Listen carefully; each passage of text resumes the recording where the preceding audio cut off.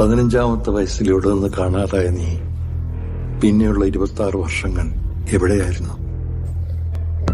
ചില കഥകൾ തീരുന്ന ഇടം, അവസാനിച്ചു എന്ന് തോന്നുന്ന ഇടം, ഇരുട്ട് മാറി വെളിച്ചം പരന്നുവെന്ന് ലോകം പറഞ്ഞു പറഞ്ഞു പഠിപ്പിച്ച ഇടം, കണ്ണിമ വെട്ടാതെ കരുതിയിരിക്കും.